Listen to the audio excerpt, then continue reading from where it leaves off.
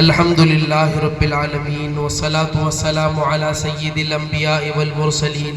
وعلی آلہ واصحابہ اجمعین اما بعد فاعوذ باللہ من الشیطان الرجیم بسم اللہ الرحمن الرحیم یا ایہا الذین آمنوا کتب علیکم الصیام کما کتب علی الذین من قبلکم لعلکم تتقون صدق اللہ مولانا العظیم وقال نبی المحترم صلی اللہ علیہ وسلم من صام رمضانا ایمانا و احتسابا غفر له ما تقدم من ذنبه وقال في موضع آخر ومن قام رمضان ایمانا و احتسابا غفر له ما تقدم من ذنبه وقال نبی المحترم صلی اللہ علیہ وسلم من لم يدع قول الزور والعمل به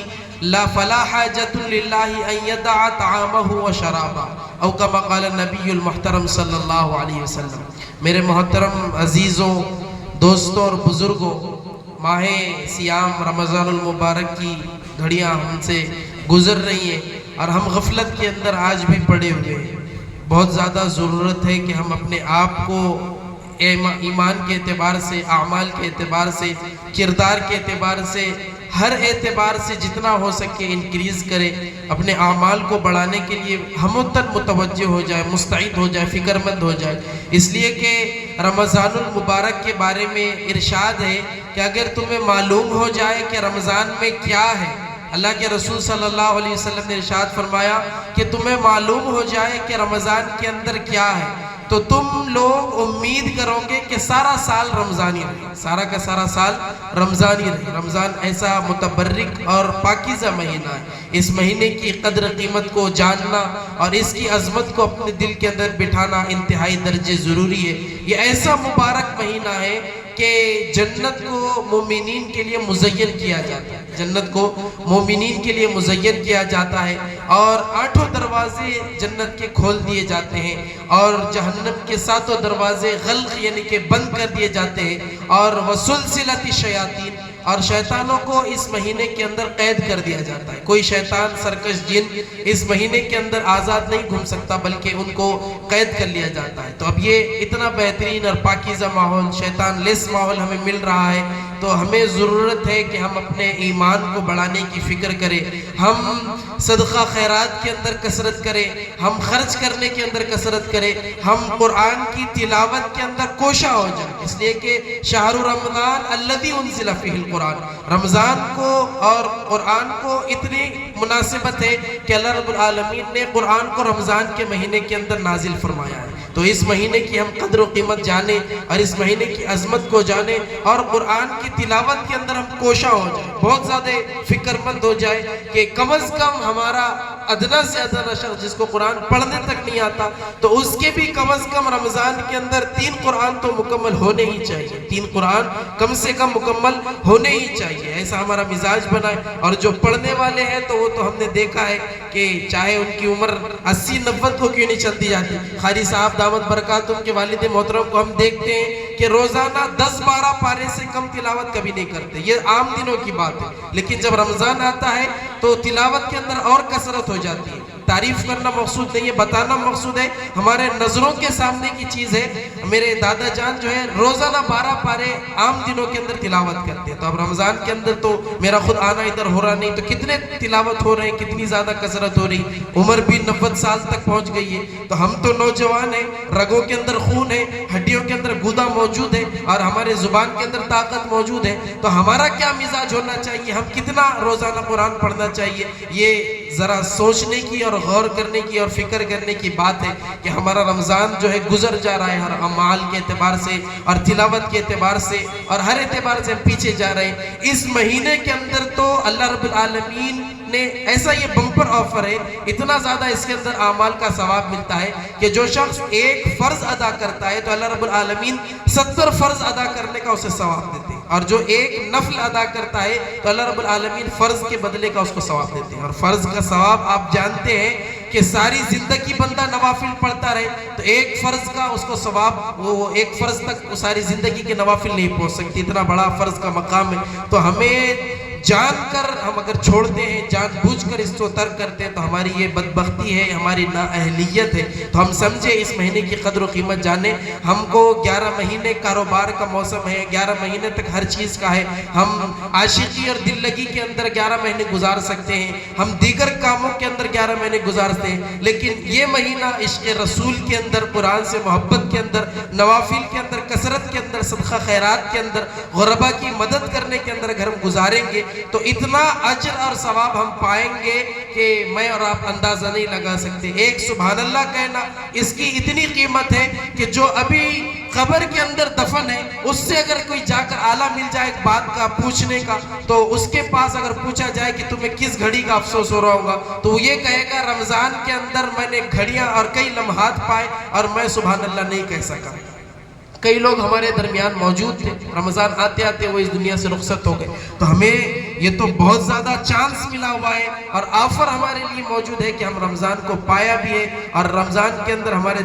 خون کے اندر اللہ رب العالمین نے توانائی بھی دی ہے، گرمی بھی دی ہے، طاقت بھی دی ہے اور جوش اور ولولہ بھی دیا ہے۔ تو ہم اس رمضان کا بھرپور فائدہ اٹھائیں، اس لیے کہ جو ہے رمضان بڑا بابرکت مہینہ ہے، جس کی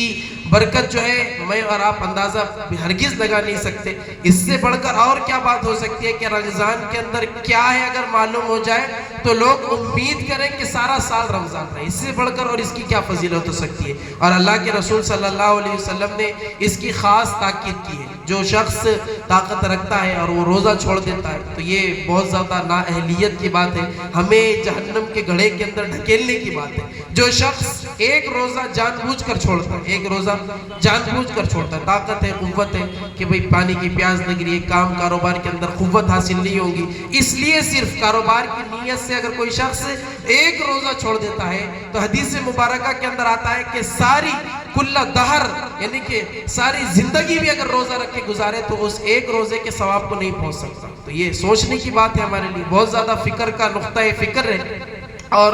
یہ مہینہ جو ہے بڑا برکتوں والا اور بڑی عظمتوں والا اور بڑی شانوں والا ہے۔ اس مہینے کی اگر ہم قدر نہیں کریں گے تو یہ ہم سے آسانی سے گزر جائیں گا، اور یہ گزر جانے کے بعد مجھے اور آپ کو افسوس ہوگا کہ بھئی ہم نے رمضان کی قدر نہیں کی۔ رمضان کی قدردانی ہم اگر کرتے تو ہمارے لیے یہ بہتر ہوتا، اور صبح سے لے کر شام تک بھوکا رہنا یہ اصل مقصود نہیں ہے۔ اصل مقصود اللہ رب العالمین کو خوراک مہم پہ رکھنا مقصود نہیں ہے کہ سارے کے سارے لوگ، انسان، مسلمان خاص طور پہ یہ خوراک مہم پر بیٹھ جائے، خوراک بچاؤ مہم کر لے، یہ مقصود نہیں۔ مقصود یہ ہے کہ خود اللہ رب العالمین نے فرمایا کہ یا ایھا الذین آمنوا کتب علیکم الصیام، اے ایمان والو ہم نے تمہارے اوپر روزے فرض کیے ہیں جیسا کہ پچھلے لوگوں کے اوپر فرض کیے تھے، لعلکم تتقون، تاکہ تمہارے اندر تقوی کی دولت اور تمہارے اندر اتقاء کی دولت اور تمہارے اندر اللہ رب العالمین کا خوف کا مادہ پیدا ہو جائے۔ اگر ہمارے اندر روزہ رکھ کے بھی تقوی پیدا نہیں ہوتا، روزہ رکھنے کے ساتھ ہم جھوٹ بولتے ہیں، نمازوں کو ترک کرتے ہیں، گندے کام کرتے ہیں، تو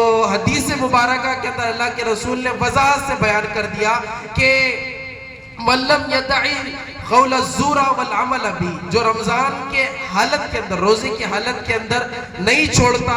جھوٹ بات کو اور جھوٹ کام کو، گندے کاموں کو، بری باتوں کو، بےہودہ کو اور فاحش کو، یہ گندی چیزوں کو روزے کی حالت کے اندر بھی نہیں چھوڑتا، فلا حاجت للہ ان یدع طعامہ و شرابہ، اس کو اللہ کو اس کے روزے کی ضرورت نہیں ہے کہ وہ چوبی بلا وجہ بھوکا رہ رہا ہے، پیاسا رہ رہا ہے۔ اور ایک حدیث کے اندر تو ایک اور اسی طرح کا مضمون ملتا ہے کہ کم من صائم لیس من صیامہ الا الجوع، کہ بہت سے ایسے روزے دار ہیں جن کا روزہ بھوک کے علاوہ اور کوئی چیز نہیں، بھوک اور پیاس کے علاوہ ان کا روزہ انہیں کوئی نفع نہیں دیتا۔ صرف ان کا روزہ صوم نہیں ہوتا بلکہ ان کو روزے کا لفظ کہنا بھی مناسب نہیں ہے بلکہ وہ فاقہ ہوتا ہے۔ حدیث کے اندر لیس من صیامہ الا الجوع، ان کا روزہ نہیں ہوتا بلکہ وہ فاقہ ہوتا ہے۔ جس طرح غربا نہیں ملنے کی وجہ سے کھانے سے رک جاتے ہیں، اسی طرح اگر ہم گندے کاموں کے اندر، جھوٹی باتوں کے اندر، گندے اعمال کے اندر لگے رہتے، سوشل میڈیا کی بے حیائی کے اندر خاص طور پہ آج لوگ رمضان کا بھی ادب احترام نہیں کرتے، رمضان کے اندر بھی اس کے انسٹاگرام کے اور یوٹیوب کے ریلز دیکھتے بیٹھتے ہیں، شارٹس ویڈیوز دیکھتے بیٹھتے ہیں، بے حیائی والی گندی، ان کے اوپر گندگی والی خواتین آتی ہیں رمضان کے پاکیزہ موسم کے اندر، اور اس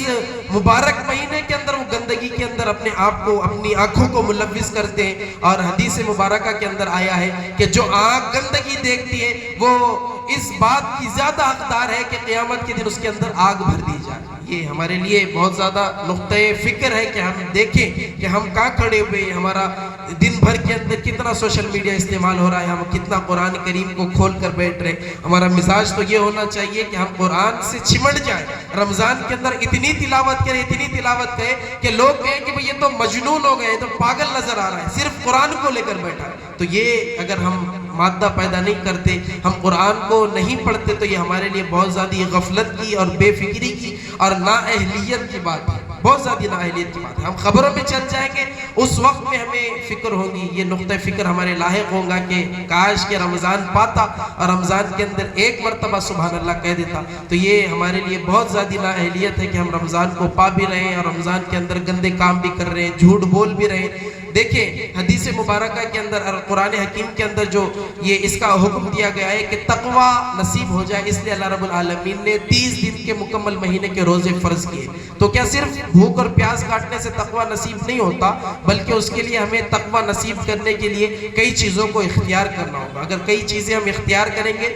تو اتقاء کی دولت ہمیں نصیب ہوگی، تقوی ہمیں نصیب ہوگا، اللہ کا خوف ہمارے دلوں کے اندر داخل ہوگا۔ اور اگر ان چیزوں کے اوپر عمل نہیں کرتے تو یقین جانے یہ بھوک کے علاوہ اور فاقے کے علاوہ کوئی چیز نہیں۔ روزہ جو ہے بھوک اور فاقے کے علاوہ ہمیں ثواب کے اعتبار سے نہ کسی اعتبار سے کچھ اس کا بدلہ ملے گا۔ حالانکہ اس کے بارے میں کوئی فرض کے بارے میں اتنی فضیلت نہیں بیان کی جس کے روزے کے بارے میں اتنی فضیلت بیان کی گئی کہ الصوم لی، اللہ کے رسول صلی اللہ علیہ وسلم نے حدیث قدسی میں ارشاد فرمایا، اللہ رب العالمین فرماتے ہیں کہ روزہ میرے لیے، اللہ رب العالمین فرماتے ہیں کہ روزہ میرے لیے، کوئی دوسری عبادت کو نہیں فرمایا، نماز میرے لیے نہیں فرمایا، حج میرے لیے نہیں فرمایا، زکوٰۃ دینا میرے لیے نہیں فرمایا، روزے کے بارے میں فرمایا کہ الصوم لی، روزہ میرے لیے، انا اجزی بھی، روزے کا بدلہ میں خود دوں گا، اللہ رب العالمین خود اس کا روزے کا بدلہ ہمیں عطا کریں گے۔ تو ہمارے لیے اگر بہت زیادہ خرابی کی بات ہے، اگر ہم روزے ترک کر دیتے ہیں، آسانی کے ساتھ چھوڑ دیتے ہیں، تو یہ بہت بری بات ہے۔ سب عزم کرے، اللہ نے طاقت دی ہے۔ ہمارے بوڑھے حضرات روزہ رہتے، 70 80 90 سال 100 سال کے حضرات روزہ رہتے، اور ہم اپنے چہروں پر کالی داڑیاں سجا کر اور ہمارے سر کے بال بھی ان کے اندر سفیدی بھی نہیں آئی، اور ہم یہ کہہ دیتے کہ بھئی مجھے برداشت نہیں ہوتا، پانی کی پیاس لگ جاتی ہے۔ حالانکہ اطباء تو کہتے ہیں کہ 30 دن جو خالی پیٹ اپنے کو رکھتا ہے تو اسے کینسر نہیں ہوتا، اسے کینسر نہیں ہوتا۔ اس کے طبی اعتبار سے بھی کئی فوائد ہیں۔ تو خیر یہ جو اتقاء کی دولت نصیب ہوگی تو اس کے لیے دیکھو ہمارے پیچھے بہت بڑے بڑے دشمن لگے ہوئے۔ سب سے بڑا دشمن تو شیطان ملعون ہے، شیطان ملعون ہمارا بہت بڑا دشمن ہے، جو ہمیں راہ راست سے، راہ حق سے ہٹانے کے لیے ہر دم کوشاں، ہر دم متوجہ۔ لیکن شیطان جب شیطان بنا اس وقت میں کوئی شیطان موجود نہیں تھا، شیطان جس وقت میں شیطان بنا اس وقت کوئی شیطان موجود نہیں تھا، بلکہ شیطان کا خود نفس تھا جس نے کہا تھا کہ انا خیر منہ۔ جب اللہ رب العالمین نے آدم کو بنایا علیہ السلام اور کہنے لگے کہ سجدہ کرو، سارے کے سارے فرشتے سجدے کے اندر گر گئے، لیکن شیطان نے کہا کہ انا خیر منہ، میں اس سے بہتر ہوں، میں کیا ہوں، اس سے بہتر ہوں۔ اور دلیل بھی تراش لی، سامنے دلیل بھی لالی کہ خلقتنی من نار و خلقتہ من طین، اللہ تو نے مجھے آگ سے پیدا کیا، آدم کو مٹی سے پیدا کیا، اور آگ افضل ہوتی ہے، مٹی مفضول ہوتی ہے، اور اپنے دل کے اندر دلیلیں قائم کر لی کہ میں افضل ہوں۔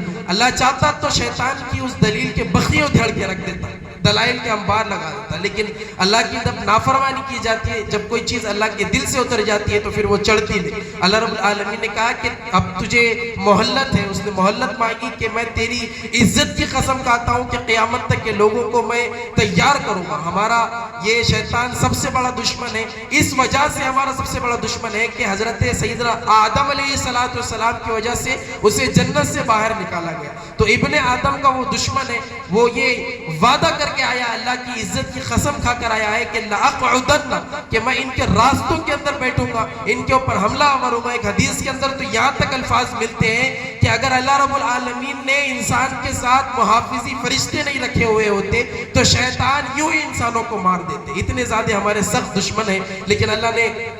حفاظتی فرشتے رکھے ہوئے۔ تو خیر شیطان جو ہے ہمارا دشمن ہے، اور جب رمضان آتا ہے تو حدیث مبارکہ کے اندر آتا ہے کہ اذا دخل رمضان، جب رمضان آ جاتا ہے سلسلۃ الشیاطین، شیطان جو ہے قید کر لیا جاتا ہے۔ اب شیطان جو ہے ہمارے سامنے نہیں ہے، اس لیے آپ دیکھ سکتے ہیں کہ نیکی کا ماحول کتنا عروج پر چل رہا ہے۔ جو لوگ فرض میں نہیں آتے وہ ایک 1.5 گھنٹہ تراویح کے اندر کھڑے ہوئے نظر آ رہے ہیں، جو لوگ سادی نمازوں کے اندر عصر اور ظہر کے اندر نہیں آتے، وہ فجر کے اندر بھی مسجد کا پر نور موسم نظر آ رہا ہے، وہ اس لیے نظر آ رہا ہے کہ شیطان موجود نہیں ہے۔ لیکن بعض گندے کام، برے کام یہ آج بھی موجود ہے، آج بھی موجود ہے۔ وہ اس لیے ہے کہ نفس موجود ہے، اس لیے کہ نفس موجود ہے۔ آپ دیکھیں لوگوں کا ذخیرہ اندوزی کرنا موجود ہے، جھوٹ بولنا موجود ہے،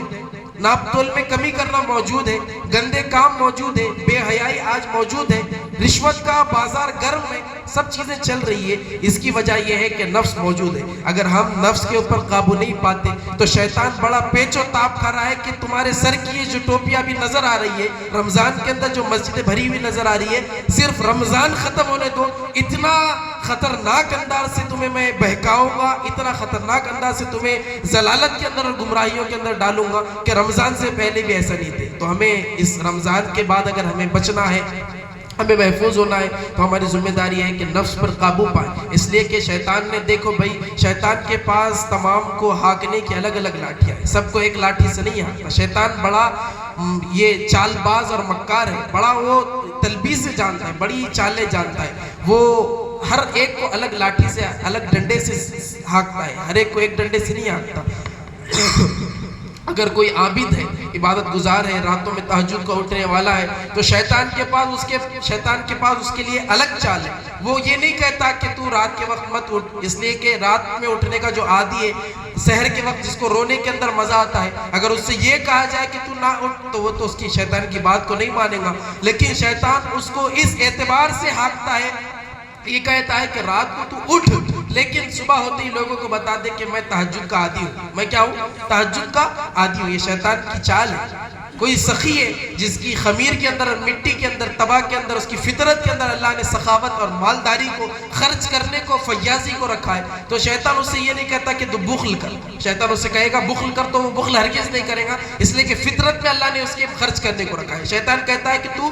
فضول خرچی کے اندر پڑ جائے، تو شادیوں کے اندر لاکھوں کروڑوں روپے خرچ کر دے، رسموں کے اندر تو پیسے ڈال دے، گندی چیزوں کے اندر پیسے ڈال دے۔ شیطان اس کو یہ نہیں کہتا کہ بخل کر۔ ایک عالم دین ہے جو ممبر اور مصلی جس کی زینت ہے، جس کی زینت ہی ممبر اور مصلی محراب ہے، جو دن رات یہ اس کو روح کو تسکین اس لیے ملتی ہے کہ وہ لوگوں کو واعظ اور تلقین کرتا ہے، تو شیطان اس سے یہ نہیں کہے گا کہ تو یہ خطابت اور یہ جو نماز پڑھاتا ہے، امامت، یہ نوکری چھوڑ دے اور تو گاڑے ڈھکیلنے اور گنڈے بیچنے لگ جا۔ اس سے یہ نہیں کہتا، وہ اس کی بات کو ہرگز نہیں مانے گا۔ لیکن وہ اس اعتبار سے کہتا ہے کہ تجھ جیسا تو زمانے میں کوئی خطیب نہیں، تجھ جیسا تو لوگوں کے اندر، تیری جیسی تو بات کسی کو کرنے ہی نہیں آتی، تیرے جیسا علم تو کسی کے پاس ہے ہی نہیں، تو بڑا لوگوں کے اندر زور آور ہے، تیری بات ایسی کہ تو لوگوں کو بات منا دیتا ہے، اور الفاظ کے جو بخی و دھیڑنے اور الفاظ کی جو پیچ و تاب لانا ہے وہ تجھ جیسی کسی کو نہیں آتی۔ تو شیطان ہر ایک کو ہر الگ طریقے سے ہانکتا ہے، ہر ایک کو الگ طریقے سے جہنم کی طرف ڈھکیلتا ہے۔ تو ضرورت اس بات کی ہے کہ ہم اگر نفس پہ قابو پالیں، اس لیے کہ شیطان اس وقت تک ہم پر حملہ آور نہیں ہو سکتا جب تک کہ نفس ہمارے قابو میں۔ ہم رمضان کے اندر حلال چیزوں سے رک جاتے ہیں، آب زمزم دیا جائے تو آب زمزم نہیں لیں گے ہم، مدینے کی کھجور دی جائے، ارے پاکیزہ چیز ہے، اس جیسی حلال تو کوئی چیز نہیں ہوگی میری نظر کے اندر۔ تو جب اگر کھجور دی جا رہی ہے مدینے کی تو ہم کھجور تک نہیں کھاتے، آب زمزم کا پاکیزہ ترین پانی ہم نہیں پیتے۔ لیکن جب رمضان ختم ہوتا ہے تو ہم حرام کاموں کے اندر لگ جاتے ہیں۔ تو یہ روزے اس لیے رکھے گئے ہیں کہ جب تم 1 مہینے تک حلال سے بچنے کی مشق کرو گے تو آنے والے 11 مہینے تک تم حرام سے بچ سکو گے۔ جیسے کہ عید آ جاتی ہے اور عید کے 1-2 دن کے بعد ہم گزر جاتے ہیں، تو 2-3 دن کے بعد کبھی کوئی مشروب اور ٹھنڈا پانی کا گلاس ہمارے ہاتھ میں آتا ہے، تو پیتے پیتے اچانک ہم رک جاتے کہ ارے روزہ تو نہیں ہے، لیکن اچانک یاد آتا ہے کہ نہیں عید ہو گئی، اب روزہ ختم ہے۔ اس طرح جب ہم رمضان کے اندر حلال سے رکیں گے تو پھر عام دنوں کے اندر حرام سے رکنا ہمارے لیے بڑا آسان ہوگا۔ تو ان چیزوں کو اپنے قابو میں لانے کے لیے نفس کے گھوڑے کو ہمیں روکنا ہوگا، نفس کے گھوڑے کو ختم نہیں کرنا ہے، مارنا نہیں ہے، نفس کو کچلنا نہیں ہے، نفس کا بھی ہمارے اوپر حق ہے، لیکن اس کو قابو میں رکھنا ہے۔ اگر وہ ہمارے اوپر سوار ہو جائے گا تو ہمیں جہنم کے اندر ڈھکیل دے گا۔ اللہ رب العالمین مجھے سب سے پہلے ان باتوں پر عمل کرنے کی توفیق عطا فرمائے۔ ایک اعلان خیریت کا